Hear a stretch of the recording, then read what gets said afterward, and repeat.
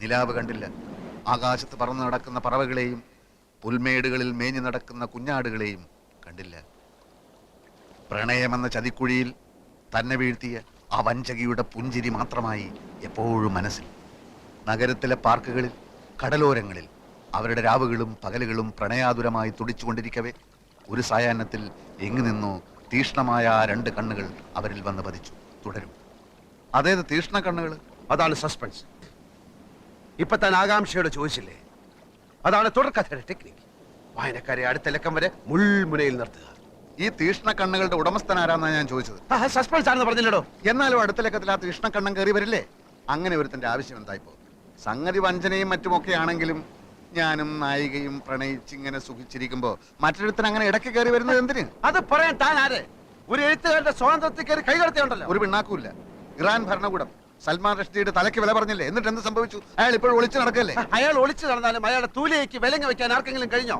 ഇനി ഞാനൊരു സത്യം പറയാം, തഞ്ഞിട്ടത് താനല്ല ഈ കഥയിലെ യഥാർത്ഥ നായകൻ. ഈ വരുന്ന തീഷ്ണ കണ്ണുള്ളവൻ അയാളാ ശരിക്കുള്ള നായകൻ. അയാൾ അതിപ്രശസ്തനായ ഒരു സാഹിത്യകാരനും ഒരു നോവലിസ്റ്റും കൂടെ. ഓ, മനസ്സിലായി. ഈ വരുന്ന നോവലിസ്റ്റിന്റെ പേര് സാഗർ കോട്ടപ്പുറം എന്നായിരിക്കും അല്ലേ?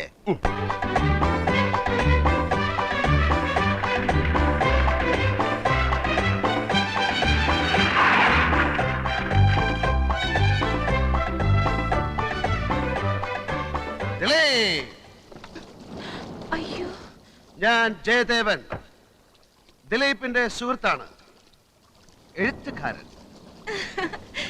അറിയാം, ഫോട്ടോ കണ്ടിട്ടുണ്ട്, വായിച്ചിട്ടുണ്ട് ഒരുപാട്. അനിത എന്നാണ് പേര് അല്ലേ? അയ്യോ, എന്റെ പേരെങ്ങനെ അറിഞ്ഞു? ഒരു എഴുത്തുകാരൻ എല്ലാം അറിഞ്ഞിരിക്കും. ഞാനിപ്പോ വന്നത് എനിക്ക് അനിതയോട് മാത്രമായി ചില കാര്യങ്ങൾ സംസാരിക്കാൻ.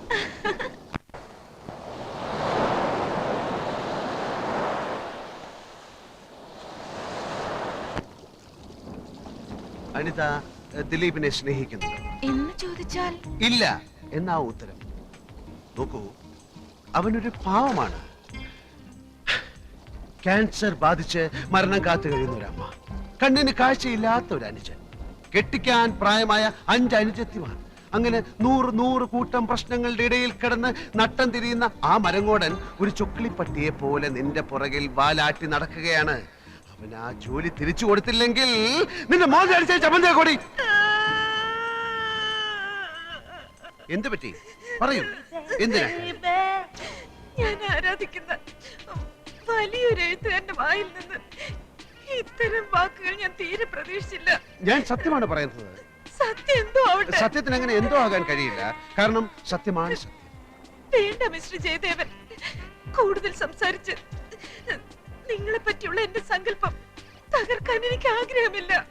നിൽക്കൂ, എന്ത് തന്നെയായാലും അവനെ ജോലിയിൽ പ്രവേശിപ്പിച്ച് ഞാൻ ഈ ടൗണിൽ നിന്ന് പോകും. എന്തുണ്ടായി? നീ എന്താണ് അനിതയോട് പറഞ്ഞത്? അനിത, ഞാൻ പറയുന്നത് അനുസരിക്കുന്നതാണ് നിനക്ക് നല്ലത്. എന്തുണ്ടായി എന്നാ ചോദിച്ചത്? നീ പോടാ, പിണ്ണാക്കുമാടാ. ജയദേവ. അതെടാ, ജയദേവൻ തന്നെ. നിനക്ക് നിന്നെ പറ്റി വിചാരമില്ലെങ്കിലും എനിക്ക് നിന്നെ പറ്റി വിചാരമുണ്ട്, മനസ്സിലായോ? ഇതുകൊണ്ട് തന്നെ ഞാൻ പറഞ്ഞത് ഈ മൈഗുണൻ സാഹിത്യകാരന് ഈ കഥയിൽ ആവശ്യമില്ലെന്ന്. പിണ്ണാക്കുമാടൻ അല്ലേ? ദിലീപ് മേനോനായിട്ട് എന്റെ ചിത്രമാണ് വാരികയിൽ വരച്ചിരിക്കുന്നത്. അതുകൊണ്ട് തന്നെ താൻ കയറി വന്ന് എന്നെ അപമാനിക്കുന്ന രീതിയിൽ സംസാരിക്കുന്നത് എനിക്കിഷ്ടമാണ്. തനിക്കിഷ്ടമാണ്, താൻ തന്നെ പാടുപെടോ. ദിലീപ് മേനോനെ സൃഷ്ടിച്ചത് ഞാനാണെങ്കിൽ അതേ മേനോനെ സംഹരിക്കാനും എനിക്കറിയാം.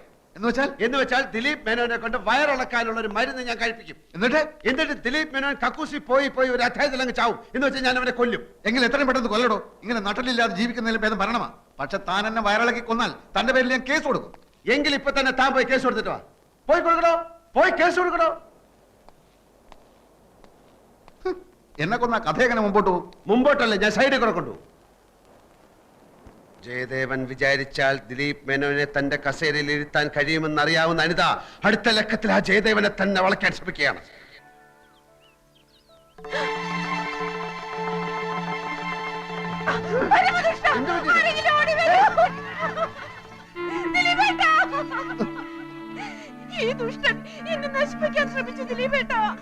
ഇല്ല, ഞാൻ നശിപ്പിക്കാൻ ശ്രമിച്ചിട്ടില്ല.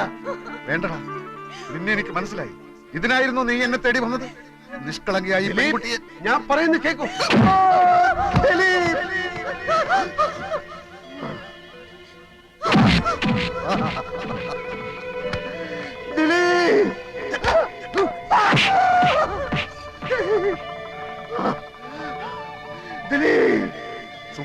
സുഹൃത്ത്.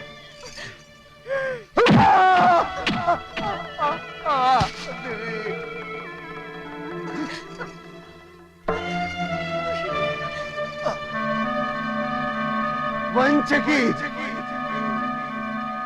വഞ്ചകി വഞ്ചകി!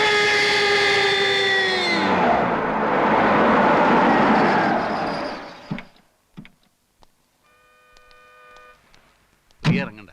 അല്ല, എനിക്ക് അയാളോട് നോ, ഞാൻ മാത്രം പത്രാധിപരോട് സംസാരിച്ചാൽ മതിയെന്നുള്ള ധാരണയിലാണ് നമ്മൾ ഇവിടെ വന്നത്. അതല്ല, പ്രിയക്ക് സംസാരിക്കണം നിർബന്ധമാണെങ്കിൽ സംസാരിച്ചു. ഞാൻ മടങ്ങിപ്പോയേക്കാം. അയ്യോ, ഒന്നും പറയണ്ട എന്റെ കുട്ടപ്പേട്ട.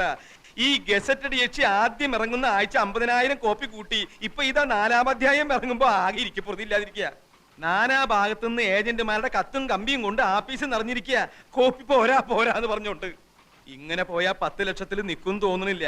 ഒന്നാമത് കോട്ടപ്പുറത്തിന്റെ റേപ്പ് കേസാ ഇത്രയും ബഹളത്തിന് കാരണം. കർത്താവിന്റെ കൃപ എന്നല്ലാണ്ട് എന്താ പറയാ. ഞാൻ പിന്നെ വിളിക്കാൻ കുട്ടപ്പേട്ട. വാതിൽ തട്ടുന്നു, ഏജന്റുമാരായിരിക്കും. Yes, coming. Sir, advocate Nambiar വന്നിട്ടുണ്ട്. വരാൻ പറയേ. ആ, വരണം നമ്പ്യാർ, വരണം. ഇരിക്കണം. എന്താ അവിടെ കസേരയില്ലേ? ഉണ്ടല്ലോ, ഇരിക്കി. ഗസറ്റഡ് യക്ഷി എന്ന നോവലിലെ നായിക തഹസിൽദാരല്ല, മുനിസിപ്പൽ കമ്മീഷണറാണെന്ന് നിങ്ങൾ പറയുമായിരിക്കും. യഥാർത്ഥ സംഭവങ്ങളാണ് നോവലിൽ പറയുന്നതെന്ന് തെളിയിക്കാൻ ചിലപ്പോൾ എനിക്ക് കഴിഞ്ഞില്ലെന്നും വരും. പക്ഷേ റേപ്പ് കേസിലെ പ്രതിയും നോവലിസ്റ്റും ഒരാളായതുകൊണ്ട് സാമാന്യ ബുദ്ധിയുള്ള ഏതൊരു ജഡ്ജിക്കും അദ്ദേഹത്തിൻ്റെതായ നിഗമനങ്ങളിലെത്താനും നിങ്ങളുടെ ഈ സ്ഥാപനം പൂട്ടിക്കാനുള്ള തീരുമാനങ്ങൾ എടുക്കാനും കഴിഞ്ഞെന്ന് വരും. ഞാൻ താങ്കളോട് പൂർണ്ണമായി യോജിക്കുന്നു. പക്ഷേ ഇത് ഇന്ത്യ മഹാരാജ്യമായതുകൊണ്ടും എന്റെ കയ്യിൽ ആവശ്യത്തിലേറെ പണമുള്ളത് കൊണ്ടും വേണ്ടി വന്നാൽ സുപ്രീം കോടതി വരെ പോകാമെന്ന വിശ്വാസമുള്ളത് കൊണ്ടും താങ്കളുടെ ഭീഷണി ഈ മാമച്ചനോട് വേണ്ട എന്ന് പറയാൻ ഞാൻ ആഗ്രഹിക്കുന്നു. നിങ്ങളുടെ ഈ പീറ നോവലിസ്റ്റ് ഉണ്ടല്ലോ, അയാൾ ഒരു റേപ്പ് കേസിൽ ജാമ്യത്തിൽ ഇറങ്ങിയ ആളാണെന്നും ഈ കേസിലെ സ്പെഷ്യൽ പ്രോസിക്യൂട്ടറായി ഞാൻ വിചാരിച്ചാൽ പലവിധ വകുപ്പുകളിലായി അയാൾ എത്ര വർഷം വേണമെങ്കിലും അകത്താക്കാൻ സാധിക്കുമെന്നും ഓർമ്മിക്കുന്നത് നന്നായിരിക്കും. ഓർമ്മയുണ്ടല്ലോ. ഈ നോവൽ പ്രസിദ്ധീകരിച്ചില്ലെങ്കിലും നിങ്ങളും നിങ്ങളുടെ ആ അലപലാതി യക്ഷിയും അതിന് ശ്രമിക്കുമെന്നറിയാലോ. അപ്പോ എന്ത് പ്രത്യാഘാതവും നേരിടാൻ ഒരുക്കമാണെന്ന് അർത്ഥം. അതെ, ഒരു കോംപ്രമൈസും ഇല്ല. കോംപ്രമൈസ് ആയിരുന്നു ഉദ്ദേശമെങ്കിലും ഭീഷണിയുടെ ഭാഷ പുറത്തെടുത്ത എന്തിനാ? ഈ മാമച്ചൻ ഒരു പേടിത്തൂറിയാണെന്ന് വിചാരിച്ചു അല്ലേ? മീൻ കച്ചവടത്തിൽ തുടങ്ങിയതാ ഞാൻ എന്റെ ജീവിതം. പിന്നീട് റബ്ബർ എസ്റ്റേറ്റ് ആയി. റബ്ബറിന് വില കുറഞ്ഞപ്പോ ഞാൻ സാഹിത്യത്തിലേക്ക് കിടന്നു. എന്നോടോ? മിസ്റ്റർ, അവിവാഹിതയായ ഒരു ചെറുപ്പക്കാരി അപമാനിച്ചിട്ടല്ല നിങ്ങളുടെ വാരികയുടെ സർക്കുലേഷൻ കൂട്ടേണ്ടത്.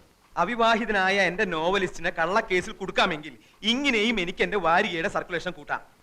ഇനി ഞാനൊരു കോംപ്രമൈസ് പറയാം. കോട്ടപ്പുറത്തിന്റെ പേരിലുള്ള റേപ്പ് കേസ് പിൻവലിച്ചിട്ട് ഇങ്ങോട്ട് വരൂ.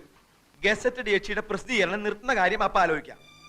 ഇല്ല, ഇനിയിപ്പോ ഒന്നും നോക്കാനില്ല. ആ സ്കൗണ്ടറലിന് മാക്സിമം ശിക്ഷ വാങ്ങിച്ചു കൊടുക്കുക.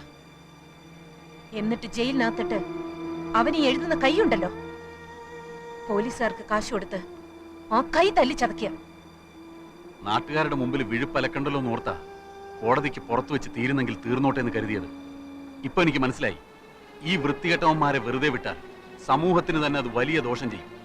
പ്രിയ പറഞ്ഞതാ ശരി. ഇനി ഒന്നും ആലോചിക്കാനില്ല, ഒക്കെ ഇനി കോടതി. Your Honor, you have already allowed petition 315 CRPC. So let me examine the accused number 1 and 2 as witnesses. Yes, you may proceed.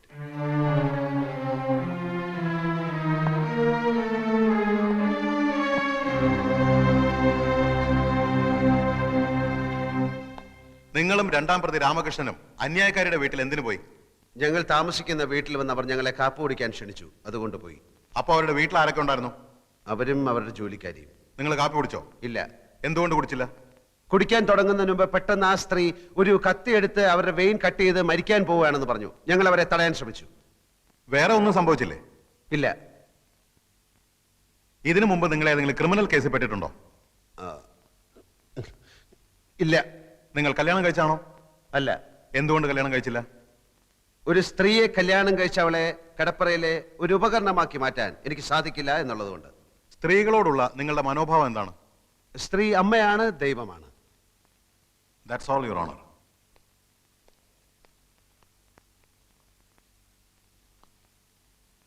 ദൈവത്തെ അപമാനിക്കലാണോ നിങ്ങളുടെ ജോലി? എന്റെ ജോലി കഥ എഴുത്താണ്. അല്പം മുമ്പ് നിങ്ങൾ പറഞ്ഞു സ്ത്രീ അമ്മയാണ്, ദൈവമാണെന്നൊക്കെ. അങ്ങനെ പറഞ്ഞ നിങ്ങൾ ഗസറ്റഡ് യക്ഷി എന്ന ആഭാസകരമായ ഒരു നോവൽ എഴുതി സ്ത്രീ വർഗത്തെ തന്നെ അപമാനിക്കാൻ ശ്രമിക്കുകയാണെന്ന് ഞാൻ പറഞ്ഞാൽ നിഷേധിക്കാൻ പറ്റുമോ? നോവലല്ല ജീവിതം. ഓഹോ, സ്ത്രീയെക്കുറിച്ചുള്ള നിങ്ങളുടെ കാഴ്ചപ്പാടല്ലേ ആ നോവലിൽ എഴുതിയിരിക്കുന്നത്? അല്ല, ഈ ലോകത്ത് നല്ല സ്ത്രീകളും ചീത്ത സ്ത്രീകളുമുണ്ട്. നല്ല സ്ത്രീകളെ നായികമാരാക്കി ഞാൻ ധാരാളം നോവലുകൾ എഴുതിയിട്ടുണ്ട്. പക്ഷെ ഗസറ്റഡ് യക്ഷിയിലെ നായിക ഒരു വൃത്തികെട്ട സ്ത്രീയാണ് എന്ന് മാത്രം. അന്യായക്കാരിയോടുള്ള പക തീർക്കാനല്ലേ നിങ്ങൾ ആ നോവൽ എഴുതിയത്? കാശിന് വേണ്ടിയാണ് ഞാൻ നോവൽ എഴുതുന്നത്. ഗസറ്റഡ് യക്ഷിയിലെ നായികയുടെ ചിത്രത്തിന് അന്യായക്കാരിയുടെ മുഖം എങ്ങനെ വന്നു? അത് ചിത്രം വരച്ച ആളോട് ചോദിക്കണം. നിങ്ങൾ മദ്യപിക്കാറുണ്ടോ? ആ, അത്യാവശ്യം. ഇതുവരെ ഒരു കേസിലും പ്രതിയായിട്ടില്ല എന്ന് നിങ്ങൾ പറഞ്ഞു. മദ്യപിച്ച് അന്യായക്കാരിയുടെ വീട്ടിൽ കയറിയതിന് നിങ്ങളെ പോലീസ് അറസ്റ്റ് ചെയ്തിട്ടില്ലേ? രണ്ടാം പ്രതി രാമകൃഷ്ണന്റെ വീടാണെന്ന് കരുതിയാണ് ഞാൻ ആ വീട്ടിൽ കയറിയത്. എന്ത് കരുതി എന്നുള്ളതല്ല, നിങ്ങളെ പോലീസ് അറസ്റ്റ് ചെയ്തോ ഇല്ലയോ? പോലീസ് അറസ്റ്റ് ചെയ്തില്ല, എന്നെ കൂട്ടിക്കൊണ്ടുപോയി. SIക്ക് സത്യം ബോധ്യമായപ്പോ എന്നെ വെറുതെ വിട്ടു. ഈ സ്ത്രീകൾ തനിച്ച് താമസിക്കുന്ന വീട്ടിൽ കയറി ബ്രേക്ക്ഫാസ്റ്റ് കഴിക്കലാണോ നിങ്ങളുടെ ജോലി? ബ്രേക്ക്ഫാസ്റ്റ് കഴിക്കാൻ തോന്നുമ്പോൾ ആ വീട്ടിൽ സ്ത്രീകൾ തനിച്ചാണോ സംഘം ചേർന്നാണോ താമസിക്കുന്നത് എന്ന് ഞാൻ നോക്കാറില്ല. ഏത് സ്ത്രീ വിളിച്ചാലും നിങ്ങൾ ബ്രേക്ക്ഫാസ്റ്റ് കഴിക്കാൻ പോവോ? ബ്രേക്ക്ഫാസ്റ്റ് മാത്രമല്ല, ലഞ്ചും സപ്പറും ഒക്കെ കഴിക്കാൻ പോകും. വർഷങ്ങളായി മനസ്സിൽ കൊണ്ടു നടന്ന അന്യായക്കാരിയോടുള്ള പക തീർക്കാൻ വേണ്ടിയാണ് നിങ്ങൾ അവരെ മാനഭംഗം ചെയ്യാൻ ശ്രമിച്ചതെന്ന് ഞാൻ പറഞ്ഞാൽ നിഷേധിക്കാൻ കഴിയൂ? കഴിയും. ഞാൻ ഈ സ്ത്രീയെ ആദ്യമായി കാണുന്നത് തന്നെ ഏതാനും ദിവസങ്ങൾക്ക് മുൻപാണ്. ഓഹോ, സ്ത്രീയെ കിടപ്പറയിൽ വെറും ഒരു ഉപകരണമാക്കി മാറ്റാൻ സാധിക്കാത്തതുകൊണ്ടാണ് നിങ്ങൾ കല്യാണം കഴിക്കാത്തതെന്ന് ഇവിടെ പറഞ്ഞു. അതെ. നിങ്ങളുടെ അച്ഛന്റെ പേര് കൃഷ്ണമേനോൻ. അതെ. അമ്മ ലക്ഷ്മിക്കുട്ടി അമ്മ. അതെ. ഇതാരുടെ കല്യാണക്കത്താണ്? ഇതാരുടെ കല്യാണക്കത്താണെന്നാ ചോദിച്ചത്. പറയൂ.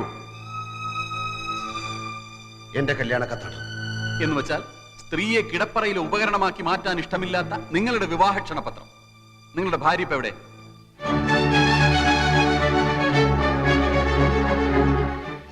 ഞാൻ കല്യാണം കഴിച്ചിട്ടില്ല. കഴിച്ചിട്ടില്ലേ? അപ്പൊ കല്യാണം കഴിക്കാതെ ചുമ്മാ കല്യാണക്കത്തടിച്ച് വിതരണം ചെയ്യലാണോ നിങ്ങളുടെ ഹോബി? മറുപടി പറയൂ. അന്ന് അങ്ങനെ സംഭവിച്ചു. എന്താണ് സംഭവിച്ചതെന്ന് ഞാൻ പറയാം. കല്യാണം ഉറപ്പിച്ചു, കല്യാണക്കത്തടിച്ചു, ആളുകളെ ക്ഷണിച്ചു. കല്യാണ തീയതി അടുത്തപ്പോഴാണ് വധു അറിയുന്നത് നിങ്ങൾ ഒരു ആഭാസനാണ്. അങ്ങനെ ആ പെൺകുട്ടി കല്യാണത്തിന് വിസമ്മതിച്ചു. അതല്ലേ സത്യം? അല്ല. ആണെന്ന് ഞാൻ പറയുന്നു.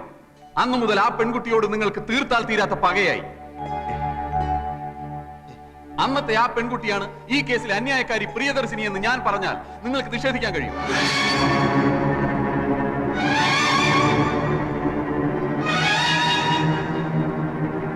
ഈ ക്ഷണക്കത്തിലെ വധു പ്രിയ മേനോൻ തന്നെയാണ് അന്യായക്കാരി പ്രിയദർശിനി. വരൻ വിദ്യാസാഗർ തന്നെയാണ് ഇപ്പോഴത്തെ ഈ novelist Sagar Kottappuram. Your honour, അന്ന് തന്നെ നിഷേധിച്ച പെൺകുട്ടിയോടുള്ള മുൻ വൈരാഗ്യം തീർക്കാൻ വർഷങ്ങളായി അവസരം തേടി നടന്ന പ്രതി ഒടുവിൽ ഈ കിട്ടിയ സന്ദർഭം ഇവിടെ ഉപയോഗപ്പെടുത്തുകയായിരുന്നു എന്നുള്ളതാണ് സത്യം. That's all your honour.